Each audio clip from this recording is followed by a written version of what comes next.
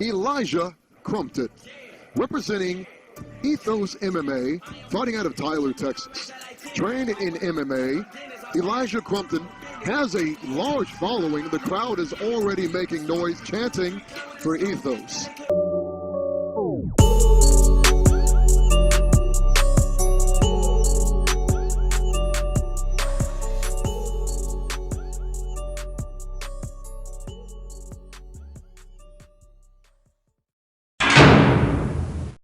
Yeah, what's cracking, everybody? Welcome back to another episode of Prison Break Raw. I'm your host, one and only Big JD. Go ahead, give this channel a subscribe, share, at least some messages or comments. Hit that thumbs up for the like, notification bell to be informed on all episodes when they drop. Most importantly, be sure to share this. Share it around to your family, your friends, your coworkers, anywhere and everywhere. You can share it on your social media platforms. Let's get this raw and uncut material out there to the millions that don't know we're here. Get the subscriber count up. Get locked into that YouTube algorithm so that we become more widely suggested. This next guest that I am bringing to the Prison Break Raw family is no stranger to my life. This man is basically my brother. I know you can't see the resemblance, but yes, he's my brother. We did time together in the FCI. We were in the RDAP unit together. We became very good friends. We both became senior mentors. And we're actually guiding several men through this program to get through the confusion of it all. We also did a little bit of sparring training on the low with our buddy who was a professional trainer, Mr. Durbin. You remember? I definitely. Mr. Durbin. Yep. Yeah. And I got to tell you that this man right here has always been a huge support system to me. He's always backed me up and backed up my play when he knew I was right. He let me know when he thought that I was wrong, and we formed a bond, and it's pretty difficult to do in a prison environment where you have the racial politics and everything going on. But the feds, much different beasts in the California or the Colorado system that he's probably used to.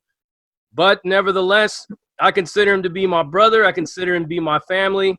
We actually got to spend some time at my old job together when he came down to visit some family. Got to eat at the restaurant I was working at. And this man is a UFC fighter. He's been involved in martial arts for some time now.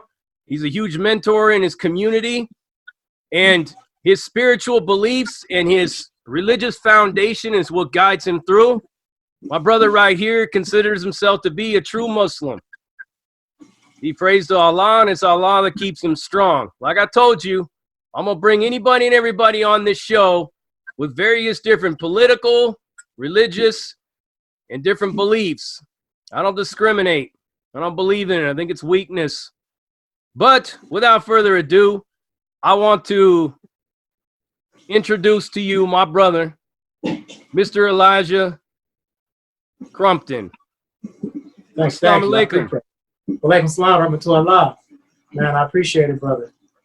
But yeah, not quite UFC yet, XKO AMI, but definitely trying to make my way there. Well, you're gonna get there. But yeah, no, I appreciate it, man. You're really good at that too. I've been fumbling for words and all that stuff. Yeah, that was cool to see. Right. Well, you know me, man. I always was a big mouth in the unit. I guess I kind of figured out a way to capitalize it on it now. And you definitely know how to say the right things too, though. So that's what matters. You are able to always get to the point, get to the truth. Right. So I got to tell you, my man, when I watch you fight, I don't know if I ever told you this before, but I'm going to go ahead and throw up a little caricature of you on the screen so that everybody could see it. But this is who my man reminds me of. Dawson from Street Fighter. Yeah. I don't know if anyone's ever told you that, but it seems like your legs, when you kick or you swing your arms, seems like they're just going to keep going.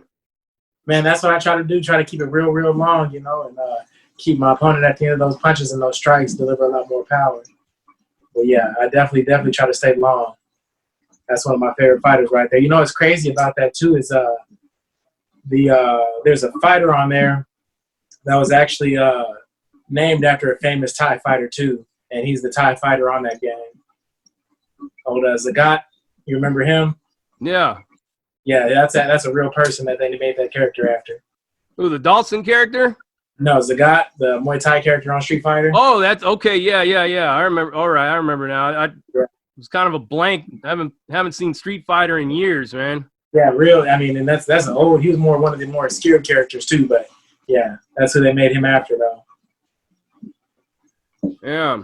So I mean, how did you get exposed to all of this? And I mean, what, give us a little rundown of like your journey, like where you come from, what streets you come from, and how you ended up becoming who you are today. Well, my dad is from Texas, and my mom's from Chicago, and various circumstances brought him to Denver, Colorado, where I'm from. And I grew up in East and Northeast Denver, parts of Aurora, South Side, almost a little bit of everywhere. So I got exposed to a lot of different things. My dad ended up doing 15 years, or he had a 15-year sentence and did 13 years on it in the feds himself. So growing up, my father did Muay Thai, and so did my uncle. And my grandparents, both my grandfathers on both sides of my family were boxers, and my dad's father was a wrestler. And so martial arts is, at least for, to my grandparents on back, was always been a big part of my life as well. And then so growing up with a father like that who was also in the streets, he was in a lot of ways who I tried to imitate a lot of things. And so my first time ever getting to do martial arts was I was about 6, and I went to the gym with my dad, and while he was sparring and doing what he was doing, I got to drill beside him. And from that moment, I felt falling in love with it. As far as what else would you like me to elaborate on? It's weird having to just explain myself like that now on a camera. Are you a little camera shy? A little bit. I never thought I would be. It's different. It's not like RDAP where you can just be. It's a little bit different when you're in front of the camera. Well, just pretend. I mean, right now nobody's tuned in. I mean, this is pre-recorded, so it's just you and me right now. I don't know if that'll make you feel a little bit more comfortable. I mean, we only got a bunch of people watching us yet, but once I drop it, then they'll see it. Yeah, no, definitely. No, it makes me a little bit more comfortable. There you go. So that's how I got my first exposure to martial arts. Now, as far as with my dad, another thing that came with that was he got indicted in 97 or 98, I believe. And so he didn't get released until I was 18. And so he was gone the majority of my life. But the things I do remember were mostly positive. But I come from a family of Crips and people who were doing a lot of the same things. So when he got indicted, some of my cousins got indicted. And that's what exposed me to another side, because while my father was around, we were fairly well financially. And then after he got indicted, that's when we started doing a lot of that moving around too. And so coming up in school, having to fight, do those kind of things. Fighting always came natural. Then later on came the gangs, which, with the gangs, you're fighting. And so, in a way, I've always been fighting my whole life. And then coming to the point to where I am now, trying to do it the right way is still helps me exercise demons at the same time, use my roots for a more positive direction. So pretty much that's how I got into that whole martial arts field there. So you've been in it a long time, and it looks like, I've seen some of the stuff I don't know if you've graduated to a higher class, but I seen some of your pictures in your profiles that said you graduated to an orange belt in judo. Yes. So as far as like which martial arts I did take and that judo thing, when I was 12, I started doing taekwondo, and I did that for 2 years, and I made it to a high red belt, and then got in trouble around the time for supposed to be getting ready to test for my black belt. Stopped doing that, and then I boxed a little bit, and then I did a little bit of jiu-jitsu when I turned 22. So 22. So from 22 to 24,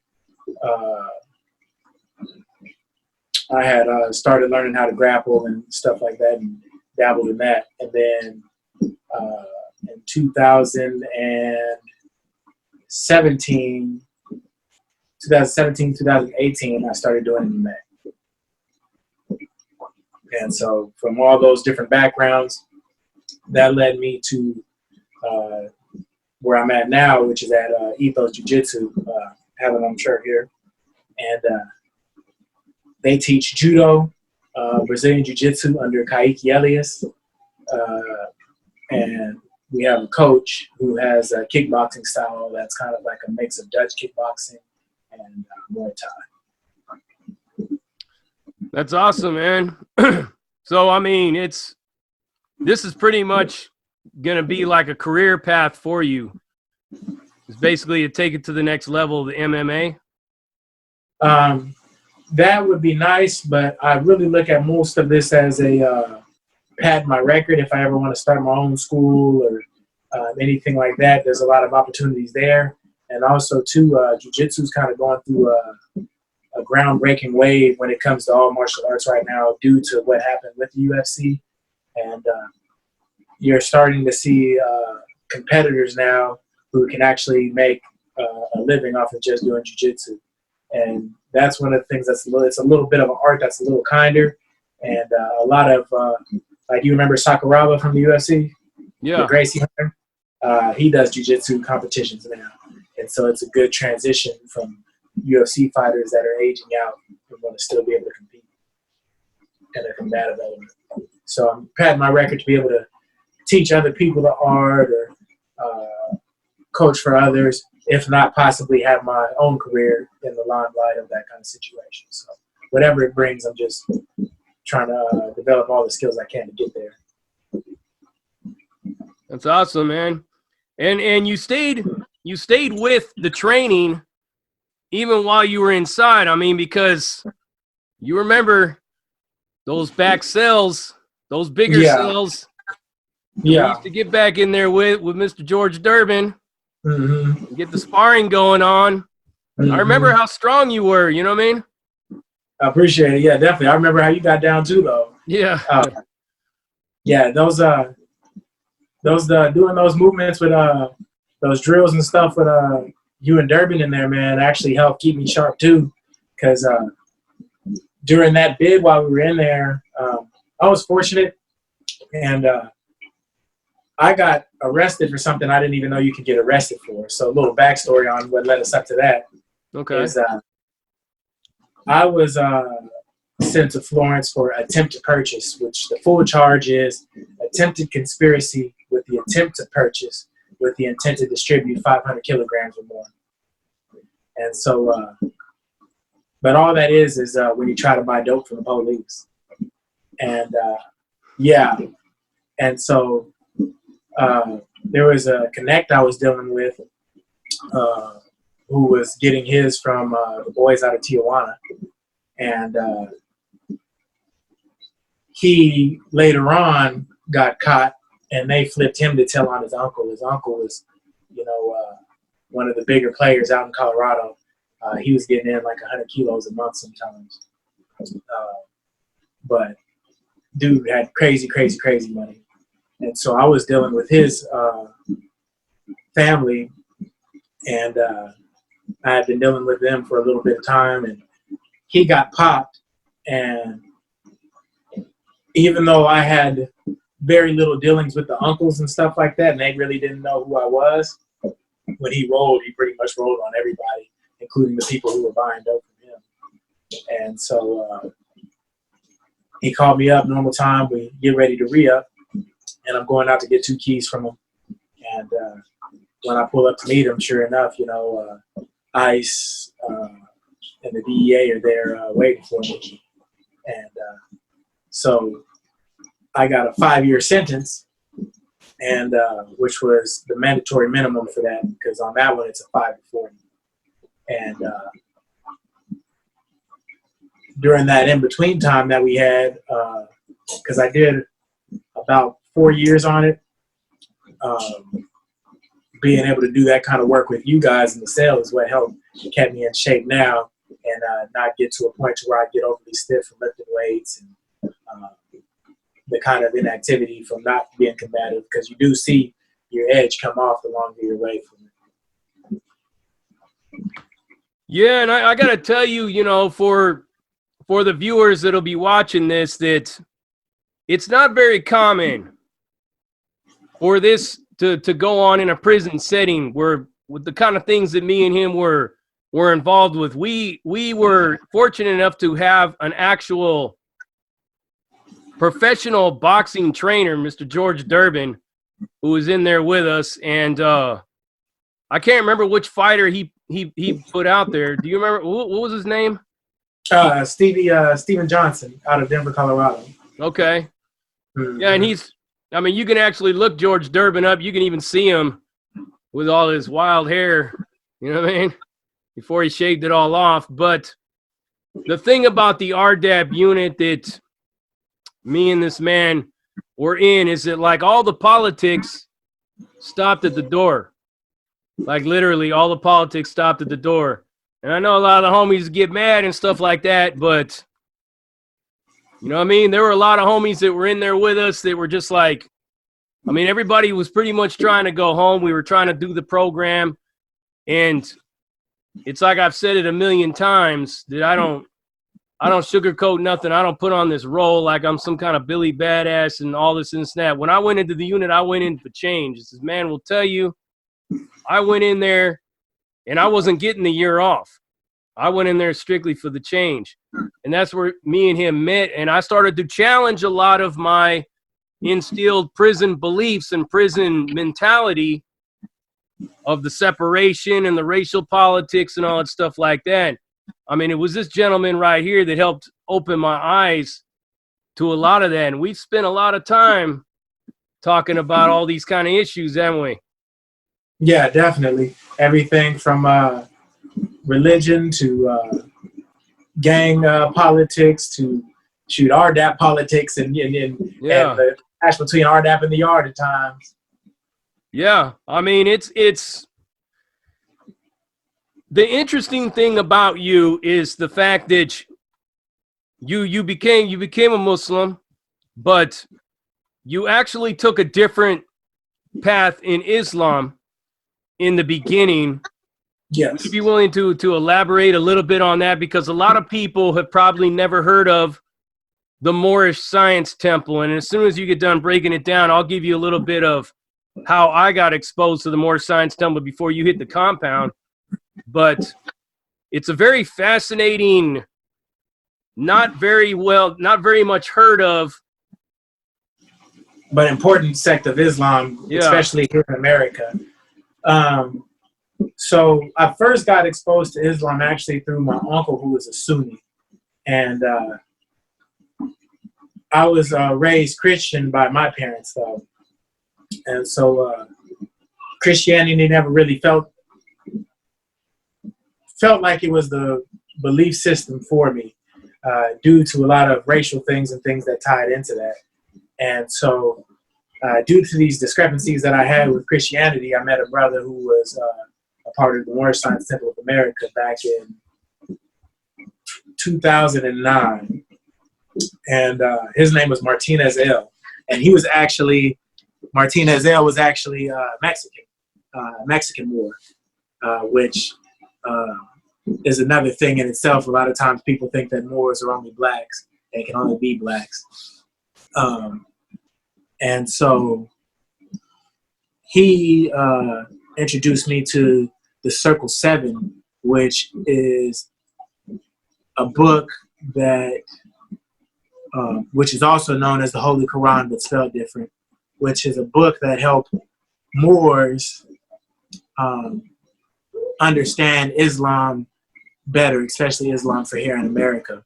And also what it clears up too is because a lot of blacks are,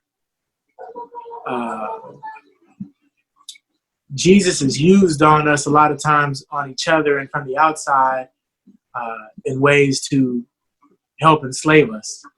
And so it has a breakdown of all the years of Jesus as he was growing up and how he became the enlightened man that he was.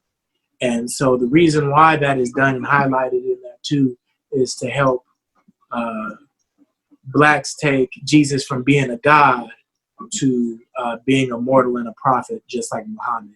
Because as Muslims, we believe no man is a god. And so that helped. Also, in another part, you have Arabs out there that will use Islam in a way to mind control you too if they can. And so Noble Drew Ali was also trying to prevent you jumping from one slave master to the other. And it also talked about duties that one should have toward his wife, a wife should have toward her husband, which is also in the Quran of Mecca too. But it's broken down, like I said, in a way to help us here in America. And so as far as the story of Noble Drew Ali also, which was inspiring to me, Noble Drew Ali was originally from Jersey, then created the first temple in Jersey, I believe, then went to Chicago and created another head. And through there and other various means, he spread Islam. And also, if you go to the Islam for Dummies books, Noble Drew Ali was also the first recorded person to bring Islam to America. And so... Wow. Yeah. Yeah. That's huge right there. Yeah. And a lot of people would think, well, how is that? And people would think that it was Arabs that were the first to bring it, but that wasn't the case. And so those things were also things that I could kind of get behind. And so one of the things that Noble Drew Ali always pushed to was a man knows not from being told, basically saying that it doesn't matter if it's the pastor or if it's the imam.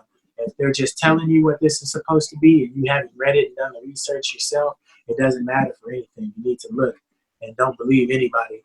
And it was about studying and having a logical reason to believe in what you believe in versus what's been forced onto you. And so what that did also was open my mind up to just looking at other religions in general. And so exactly. Mm-hmm. And so I looked into the Bhagavad Gita for Buddhism.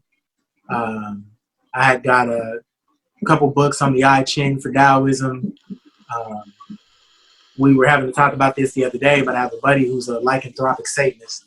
And I read the Satanic Bible and got into Friedrich Nietzsche. And you read Nietzsche? I've read Nietzsche. And I've read Hegel, I've read Nietzsche, I've read Voltaire, I've read Karl Marx, Friedrich Engels. Shit, I even read Hitler's book. Yeah, no, same here. Yeah, I mean, I've read, you'd be surprised at what I read. The funny thing about everything that you're saying is it was the, I don't know what the title would be for him because I never asked because it wasn't my place to ask. But I was originally exposed to the Moorish Science Temple of America by, not only by Pooh, who was the vice lord out of Chicago, but I was also exposed to the Moorish Science Temple by Kuchta. And I think he was also out of Chicago as a vice lord. But this dude was sharp, man. He was one of the most intelligent people in the world of the esoteric, the occult, the history, the etymology of all these religions. I mean, we would literally sit there in the chapel and talk for hours. And it was him that basically said, he goes, yes, I'm a Moorish American. He goes, but I can go into any hall of learning and find gems of truth. I could go into any religious service and not ever be offended. Mm-hmm. He's like, that's what it means, because a lot of these dudes in the Moorish Science Temple, even though it's kind of like on the fringes of being almost heretical in Islam to identify one as a god. Yeah. But he broke down what the Moorish Science Temple of calling each other God is that God is, that you are like the mirror of God. Mm-hmm. God reflects himself through you. And then when he explained that to me, he said that since everything is from Allah, everything is from God, then all things are a part of Allah or for God. And then it's up to you to go out there and seek out the truth in all of these things. So that's pretty much the way you were taught. That is how I was originally taught.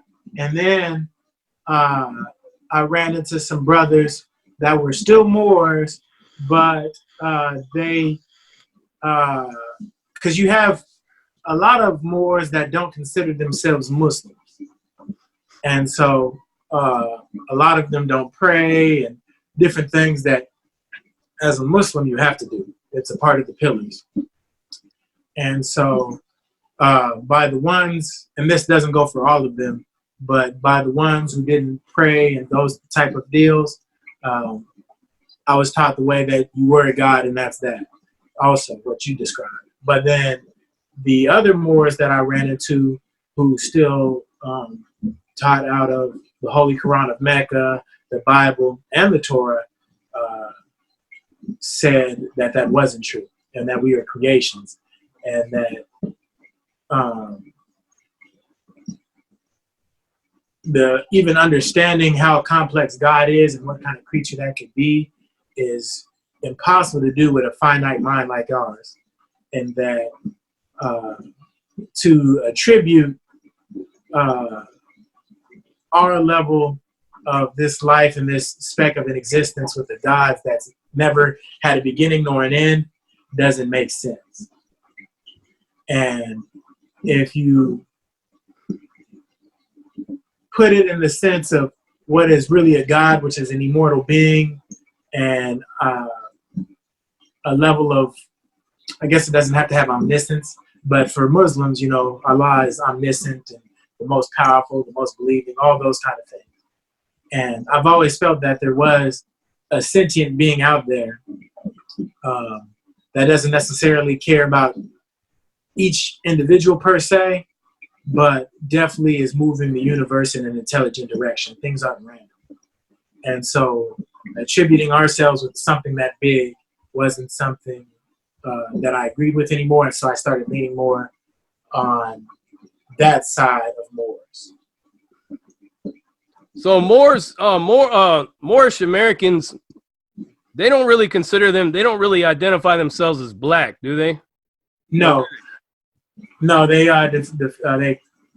proclaim their nationality, which is Moor, which for the whole Moorish Empire, which would have extended from North Africa to West Africa.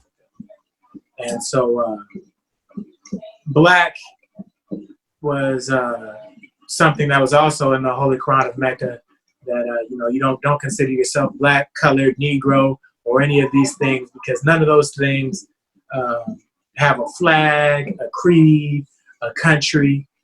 What you are is what your nationality is and what it is that your country, your beliefs and your things represent. So the color construct was something that came from the West and also from the Arabs, but really as far as between black and white came from the West. Yeah, and, that part is true, because both the Arabs and the Europeans had labeled them as black, you know. Mm-hmm. But the idea of white was an American invention, you know. Mm-hmm. I did a video about that not too long ago. Yeah, we were talking about that. I'm definitely gonna have to look at that video. I need to see exactly all that because everything that you said, I agree with. Right. It's funny because a lot of people, you had a lot of naysayers that came out of the woodworks. I told them, man, I could have gone way deeper into it. Everything that I'd learned, it's like we're talking 23 years of studying all this stuff, and then, like I said, meeting Kuta and getting even further down this rabbit hole of this whole vein, this whole avenue of these things in as relation to white and black and how they've been foisted upon us by the elite power structure. Because these are a lot of the things that Kuta taught, and then I learned a lot of these from others as well. But the main gist of it, the whole white and black thing, I give complete thanks to that man for opening my eyes to all of that. It's just like, for a second there, you almost feel like, being of European ancestry is like, fuck, man, I can't believe it. He's like, well, don't completely throw yourself into the fire because there's a whole bunch of other people that were involved. He started talking about how the Cherokees and the Choctaws and everybody were involved in the slave trade. And then I researched that and found out that to be true. Mm-hmm. He said that the Arabs are the ones that gave it to the Europeans, and then Europeans gave it to the native people here. And it's just been an ongoing racket ever since. And what's crazy too about the Arabs in America is that Morocco was actually the first place to recognize America as a sovereign after it broke away from Britain. Yeah. And they had a treaty for slavery between the two. It just wasn't supposed to turn into what America twisted their version of slavery into. Exactly. I mean, and I broke it all down from everything that I learned on a religious level. They thought they were doing God's work. Mm-hmm. And that's where, when I brought a Luciferian on my show, I told you about it. And basically everything that I do ties into each other. All these videos tie into each other for a reason, to show you that everybody's perspective on things is different. It doesn't necessarily mean that somebody is evil. It just means that their programming and their perspective was manufactured from whatever external stressing and programming they received. Mm-hmm. And it created this mental optical picture of everything they see in the world and how they see it. But in my mind, and a lot of minds of a lot of other people that I've studied with over the years, is that good and evil is just all perspective. What side you're on a lot of times. I mean, because Christians in the West would look at Muslims as being evil, as being manufactured from Satan, and then Muslims, same thing, and then the Jews look at both of them like, well, you guys are both crazy. And then you got the Buddhists that are way out in the East going, damn, man, can't all them people just figure it out? I mean, everybody's got like their own perspective of things, and all of these things come from almost the same source. A lot of these Western religions come from Zoroastrianism. And with that, even further back into like where the Aryans and all those people came from, like the nobles of the Hindus and shit.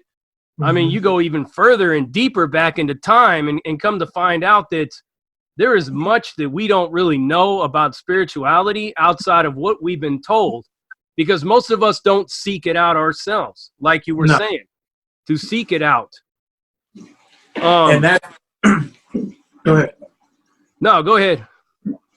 And that, man, was one of the biggest things to me was that with traditional Christianity, the way it's taught to you is, don't study anything else, don't seek out anything else, because if you use your brain too much and you start thinking that this isn't right, you're going to burn in hell, And so with more science being a science, it's also a science of religion too. And so you had to be able to understand other religions to be able to coherently believe if what you believe is the right thing. And if you think the other person is wrong, know enough about what their religion says also to argue it intelligently And also, it wasn't teaching that any other religion is wrong for the most part, because even in Islam, without Noble Drew Ali, all prophets are honored, and that includes,